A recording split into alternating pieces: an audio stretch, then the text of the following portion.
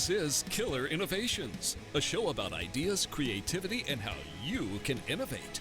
Welcome to the Innovator's Garage, where you learn to create your next game-changing killer innovation. Boy, let me tell you, it is so great to be back here in the Colorado studios. You've probably noticed the last series of shows probably sounded radically different. Literally, we have been on the road since Thanksgiving. I'm recording this show right at the beginning of April. You probably won't hear it for 3 or 4 weeks because we're still working through some of the backlog. But we took the new Innovator Studio mobile bus out on the road. We clocked 12,000 miles since Thanksgiving, including stops at the Consumer Electronics Show, South by Southwest in Austin, and just a whole bunch of travel in between, talking to some really interesting innovators and meeting with some of you, the fans of the show. So, but it is really great to be back here in the studio. As you know, the shows that have been going on here most recently have been me interviewing guests. And these guests are doing some great things in their businesses, coming up with great ideas, launching products, analysts. We've had Bob O'Donnell on. We've had others. Tim Bajarn's been on. And giving us their thoughts and their inputs on what some of the trends coming. We're going to take a step back. Today's show is just me. No guest, just me talking with you, answering some questions and some of the emails that I've gotten over the last 3 or 4 months that I just have not been able to answer given what we were trying to do when we were on the road with the Innovator Studio. So today's topic is addressing a specific question that's been repeated from a number of listeners. I've talked about this in the past, but I actually sat down and did some more research to get into another level of depth. Today's topic is around innovation KPIs, or key performance indicators. A number of you are innovation leaders within your organization or your innovation consultants working with your clients. And one question that I get all the time is what are the right innovation KPIs that a team or a consultant should be advising people to use in order to allow senior management to have good insight and understanding of what's happening inside the innovation process. Now, we've talked about this before. You know, there are some, quote, KPIs that have been out there for quite some time that I am not a fan of. Those would include things like percentage of revenue spent on R&D, being the one that's most common. A lot of public companies report it, but actually there have been some studies that have proven that that is not predictive of the success of an organization in their innovation process.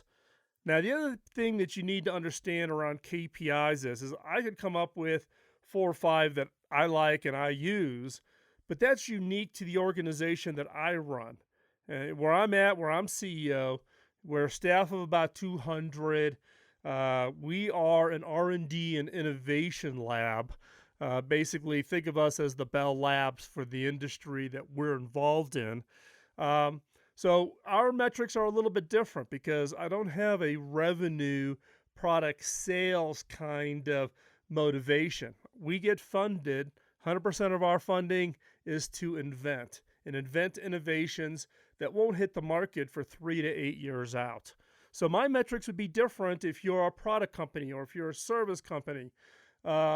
If you were a nonprofit, for-profit, NGO, government agency, KPIs are very unique to you and your organization. What it is that drives the success for your organization, how you get measured, how do your customer / funders / whatever, how do they think about success when they think about you? So KPIs are very personal, very unique to every organization. So you need to spend some time thinking about it. You just can't take a list off of some website or off of a podcast and say, great, I got it. I've checked off my manager's request for how we're going to measure it. You need to think long and hard. And there are literally hundreds of KPIs that you can measure. Now, what I've done is I've actually gone out online and I've broken out kind of what I would call categories of KPIs. And in these categories, these are all categories I think you should think about. So I'm giving you a framework to think about the categories of KPIs, and I will give you examples of KPIs in each of these categories, okay? So don't worry if you're driving or if you're not someplace where you can take notes, don't sweat it.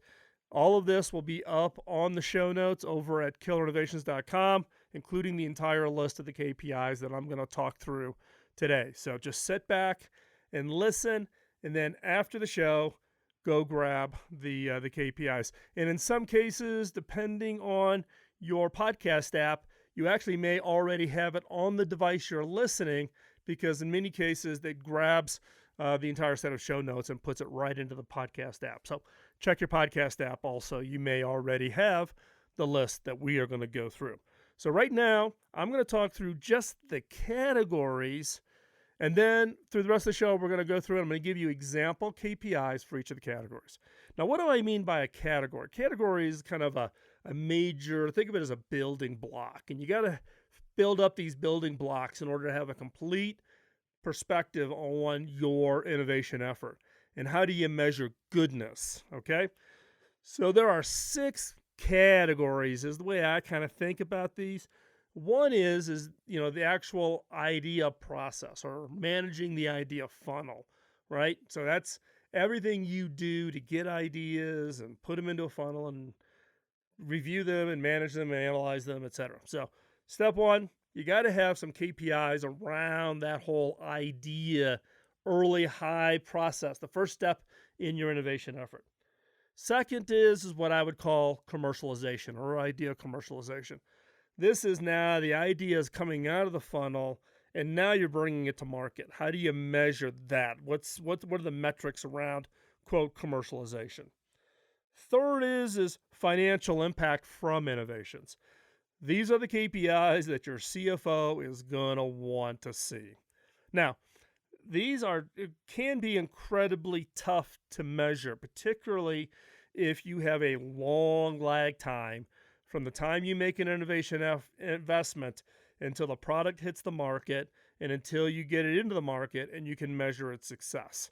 So, some of these KPIs, depending on, how immediate you need the KPI to be near real time where you can steer, but some KPIs, such as financial impact from innovations, have very long lag times from the time you make the investment until you see the impact. Same thing with the next category, which is customer impact from innovations. We tend to want to always measure our success based on how much money did we make, how many new products did we launch. But one category from innovation that I think gets underused is really to think about what is your customer impact from innovations? What is it that your customers get from this new innovation compared to what they had in the old innovation? Number 5 is the organization impact from innovation. Innovation is not just about, spitting out a new product, a new service, a new thing out the door, right? Because those new products and new services have a consequence. They have an impact. So as if you deliver a really great, interesting product, that new product potentially can pull the organization into a whole new category or a whole new focus because of that invention of that new innovation. So understanding and looking at organizational impact. And then the last, which I'm tossing it in here because I'm thinking of it as kind of as a catch-all, but these are pure innovation KPIs. And I'll talk more about that specifically when we cover that. So again, the 6 categories, kind of the ideas. How do you manage that whole funnel up front? How do you measure it? What's the right metrics? Number 2, commercialization. Number 3, financial impact from innovations. Number 4, customer impact from innovations. Number 5, the impact on your organization from innovations. And then number 6, kind of this, laugh at me if you want. This is kind of the catch-all because I didn't have any place else to put it. I'm just calling it pure innovation KPIs. So those are the 6 categories. And we're going to go through each one of those. And I'll give you 2, 3, maybe 4 examples of the KPIs in each one.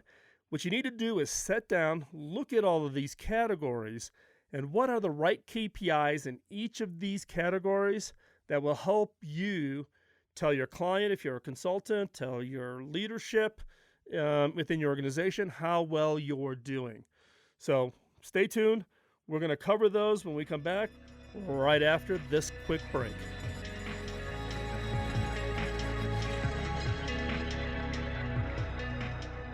Welcome back.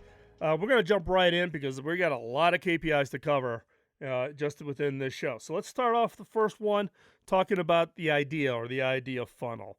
This is measuring all of the ideas as they work their way through the funnel.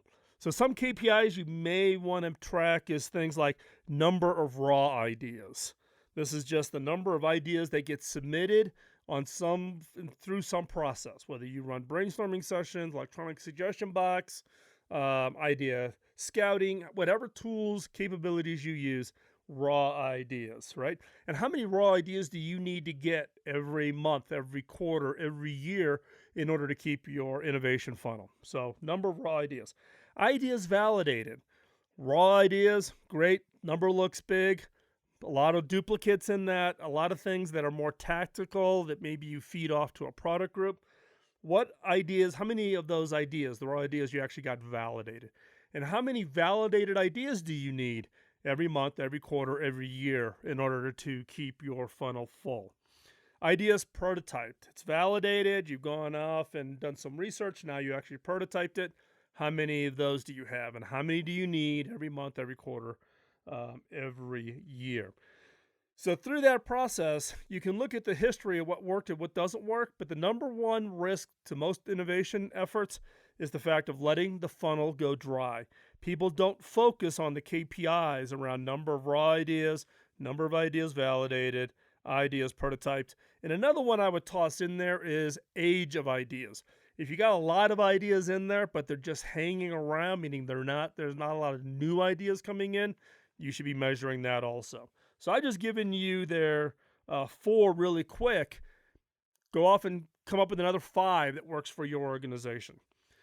The second is idea commercialization. So this is when you've prototyped the idea and now you're going to transition it over to actually turn it into a product. So in the idea commercialization is how many innovations actually became a product. You got them through the whole process, through supply chain. It actually got into Salesforce being trained and people actually going out there and knocking on doors trying to sell what it is you created. So how many innovations that actually became a product? Number 2 is innovations that make a profit. So this is commercialization is you can get anybody to buy a product at any price, meaning if you give it away for free, people would probably take it.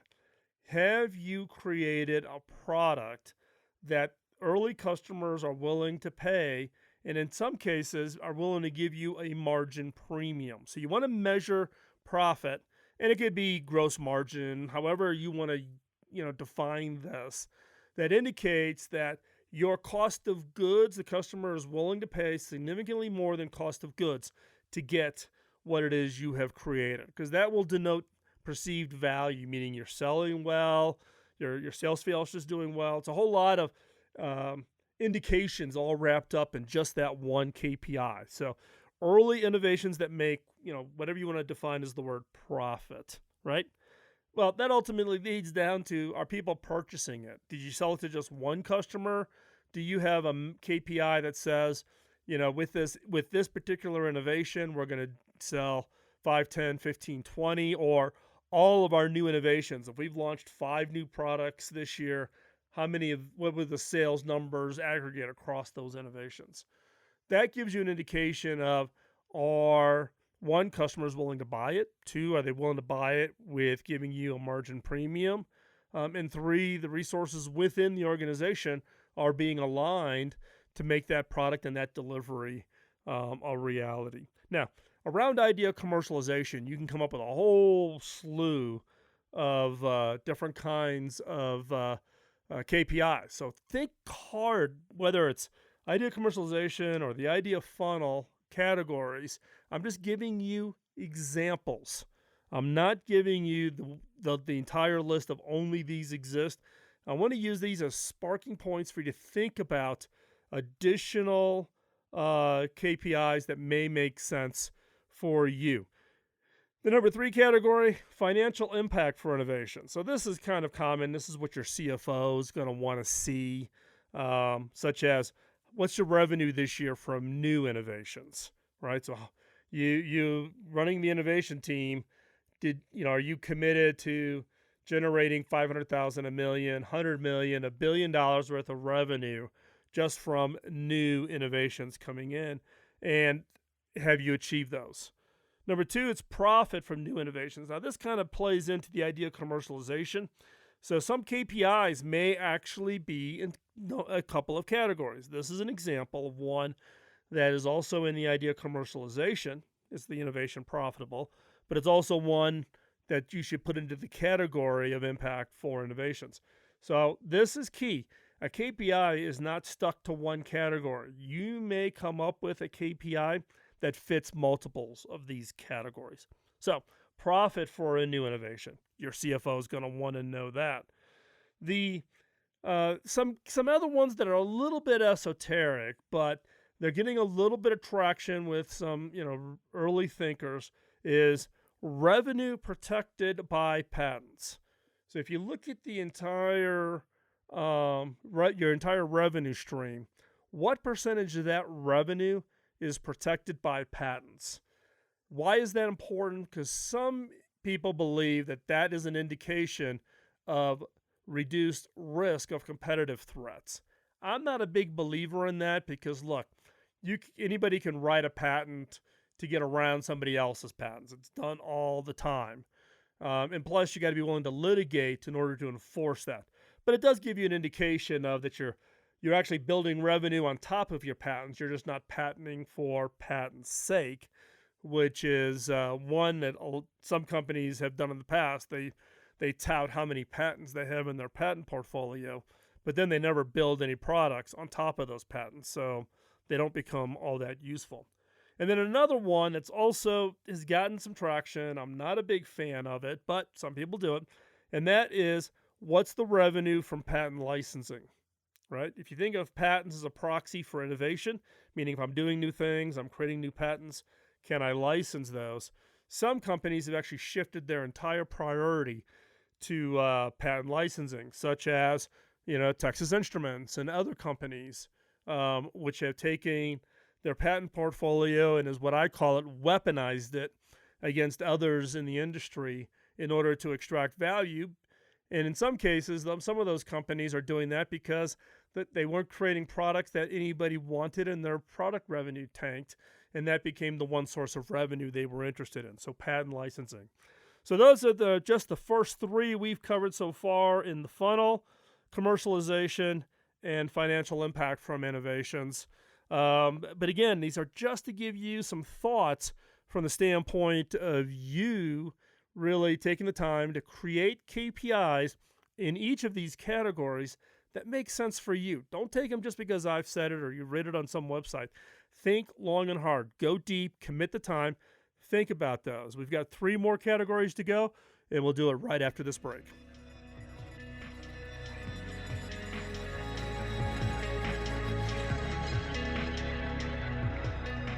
Welcome back. Let's pick it up right where we left off, talking about innovation KPIs. We have 3 more categories to get through. The next one is customer impact. We tend to think about innovation and impact just purely on whether it be financial numbers or number of products commercialized.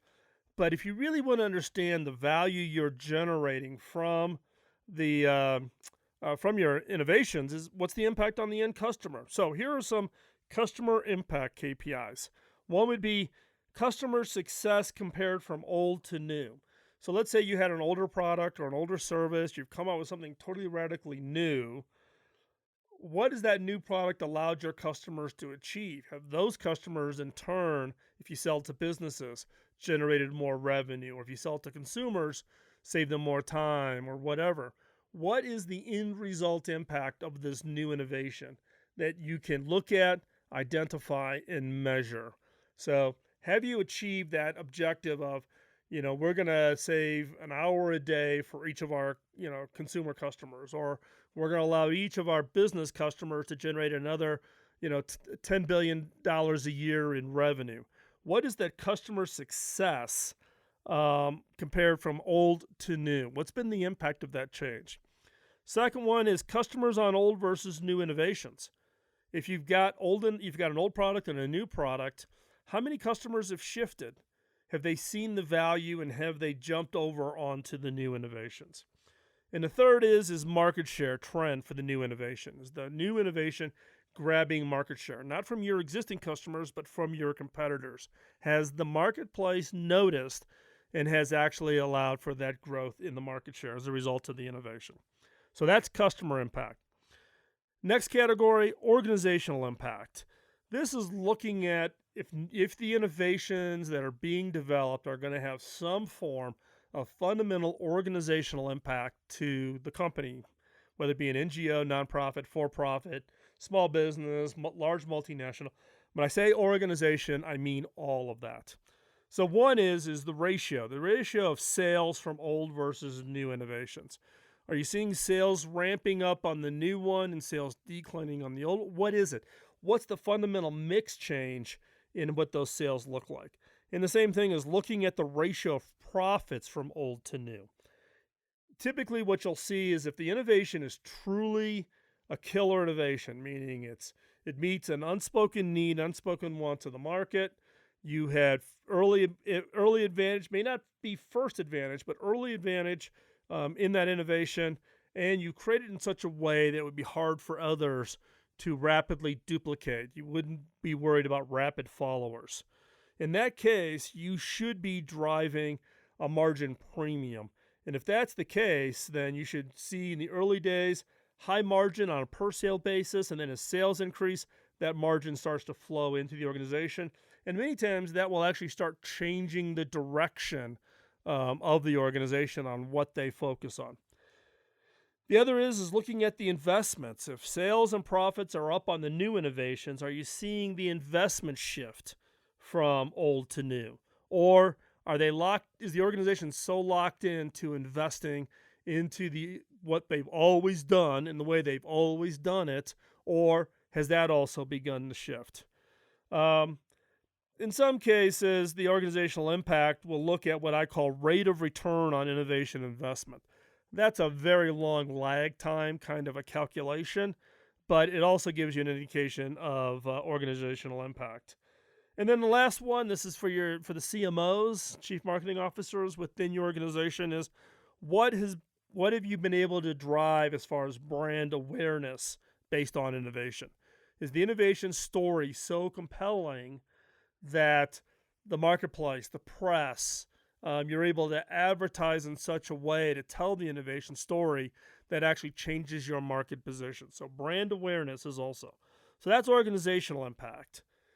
The last one is what I would call pure innovation KPIs. And as I said before, this is a little bit of a catch-all category, given that I came up with some KPIs that didn't really fit anywhere else. So first one in the pure innovation KPIs is some form of a KPI that denotes staff trained for innovation. You're not going to drive innovation success, whether you're the leader running the innovation, if you're the CEO, or you're the consultant going out and talking to your clients around innovation, unless they have staff trained. If you're a consultant, your consultants should be trained, whether that's some form of certification, or they've taken some courses, or they've generated X number of products and that have been commercially launched. Whatever that metric is, you have to take a look. You just can't expect people to just be thrown into a room. Let's hurry up and let's brainstorm and hope things happen at the other end. The other metric, KPI, is use of formal creativity tools, right?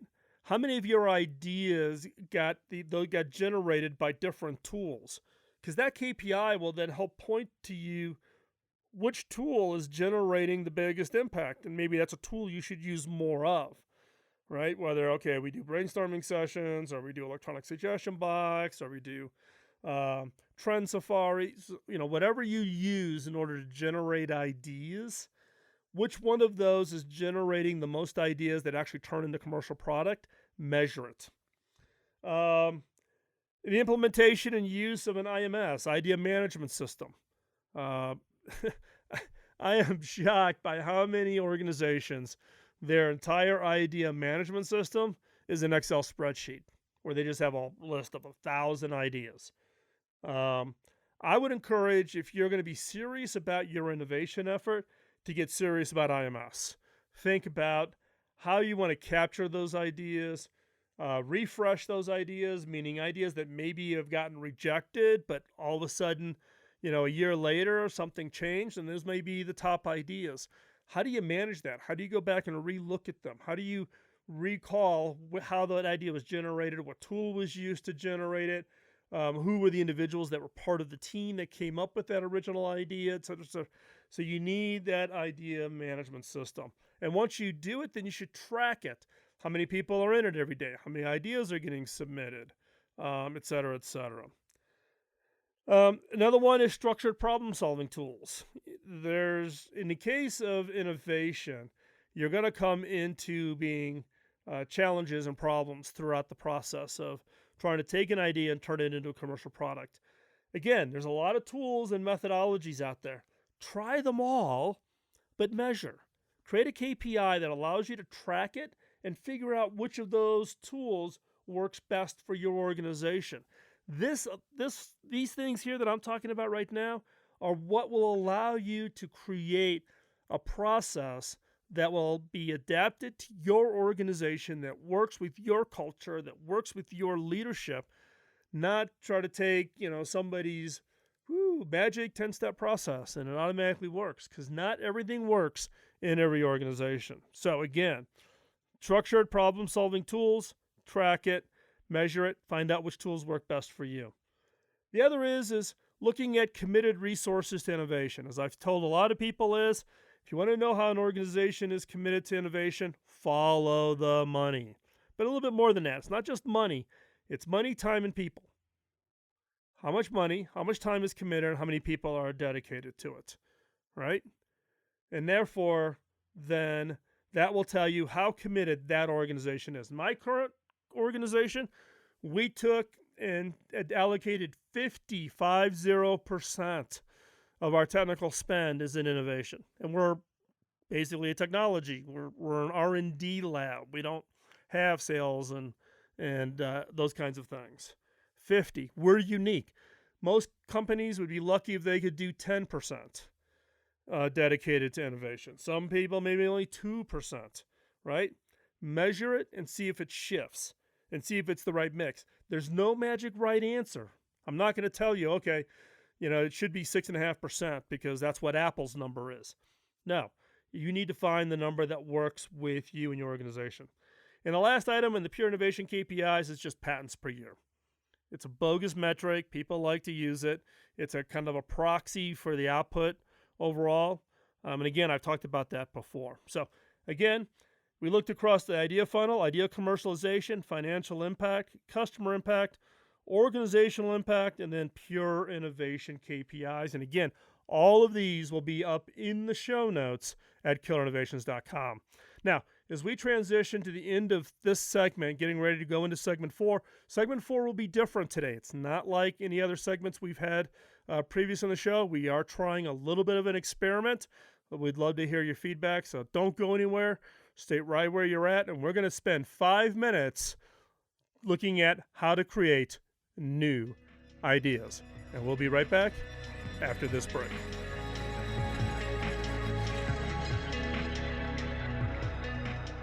Are you ready to innovate? Over the years of this show, I've been encouraging you, the listener, to not get caught in a rut and do the same thing all the time. And actually, we find ourselves at Killer Innovations getting a little bit in a rut. So we're going to do an experiment going forward with a number of shows, and we're looking for your feedback. So what's this experiment? The experiment is I will be taking 5 minutes in this 4th segment to share with you some thoughts, some observations, things I'm seeing while I'm out and about, and structure those in such a way that I hope they become a catalyst for you to come up with new ideas, new products, new services. So think of it as a 5-minute, almost like mini brainstorming session where I'm teeing up the problem space and the challenge and having you go off and come up with that next product or service. So sit back, here we go. Here's a hypothetical. You wake up tomorrow to find out that your customers are no longer your customers. You either ignored or overlooked a fundamental change in why they need what you are selling. What would you do? Go out of business? Just like the buggy whip makers did when the automobile took over personal transportation? What could you do to avoid this common mistake? When I was CTO at HP, I would host customers at the Executive Briefing Center in Silicon Valley. This is where we briefed customers about the latest technologies and products, things coming over the horizon. Now, technically, this briefing was for them. We were offering them information and opportunities to stay ahead of the newest and latest advancements in technology. But, as is my way, I saw this as an opportunity for me too. I would use this as an opportunity to ask questions. I'm always curious about their priorities, the things that are the most important to them right now. Now, when we would break for lunch, I would use this time to buttonhole individuals in the meeting to find out what matters to them. I would prod them with questions such as, hey, what's going on in the organizational structure of your business? What's new? What's changing? Good, bad? If I'm lucky, I'll hit on something important, perhaps a shift in the unique characteristics of their customers or changes they are facing in their businesses. In October of 2008, I noticed something very interesting. A fundamental change that was going on to have a major impact on HP, its products, and possibly its survival.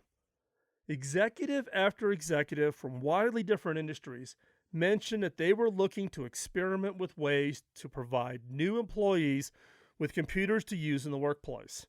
Now, some were going to the far extreme of assuming that a laptop is more like a car or a cell phone. It's something that an employee needs to be part of the modern workforce, something that the employee must offer as part of the value package they bring to an employer. In other less extreme cases, organizations were looking to allow employees to bring whatever technology they preferred to use at work. Now, after hearing the same comments from a few customers, I wondered if I had stumbled onto an early trend, or what I sometimes call an early weak signal. I asked the next 5 clients, and they all confirmed that they too were looking for ways to change personal computer ownership, and thereby shift who pays for these devices. For me, 5 customers facing the same change within their organization was clearly a weak signal.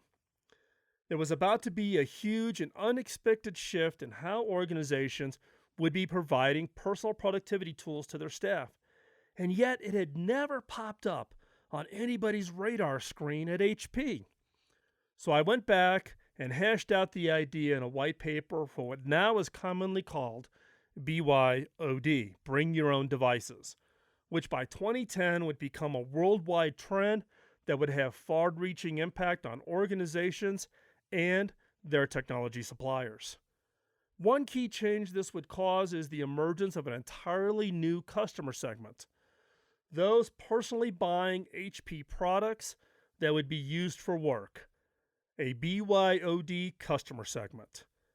By acting quickly, we had enough of a lead to be ready to respond when this change emerged and quickly gained traction in 2010. While there was strong validation for the change that was coming, I got a ton of pushback internally from the very people who should have been jumping at the chance to move on this weak signal. As with any radical idea, the corporate antibodies come out of the woodwork, giving all the standard reasons why the idea will never happen. And I heard them all. Remember, the fundamental assumption of the corporate antibody is that the future will be the same as today. Don't let others' hesitation keep you from pursuing the changes you and your organization will need to be ready for the unavoidable changes in your customer. Validation, or the social proof, as you probably know, if you use your personal phone or laptop to connect to your work email, Slack, or any other tools your organization uses, BYOD did become a new customer segment that transformed the industry and IT departments around the world. So how are you going to predict what's going to happen to your customer segments? The fundamental question you need to answer is, what customer segment will emerge 5 years from now that doesn't exist today? Now, to help you answer these questions, ask yourself, how are you anticipating shifts in your customer segments? How have your customer segments changed over the last 5 years? What are the people who will be your customers 5 years excited about today? By asking the right questions, you can see where your customers are going and not be content on knowing where they are today.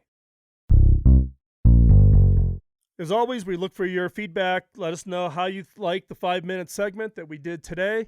We will be doing those over the upcoming shows as in the objective to help trigger you to come up with new ideas. As always, you can check out the show notes over at killerinnovations.com. We also post over on Facebook, LinkedIn, Twitter. You can follow us at all of the social media sites. One favor I would ask is wherever you are getting this show, whatever podcast app or podcast site, can you hop on over there and just leave us a comment, leave us a review, let us know. It helps let other people know about the show and helps them become aware of us, that we pop up on their feeds and they can check out our show. As always, we greatly appreciate you taking the time out of your busy schedule to spend it with us. Don't let the innovation antibodies get you down. Go out there, be crazy, come up with that next killer idea, and be successful. Thank you. Bye-bye.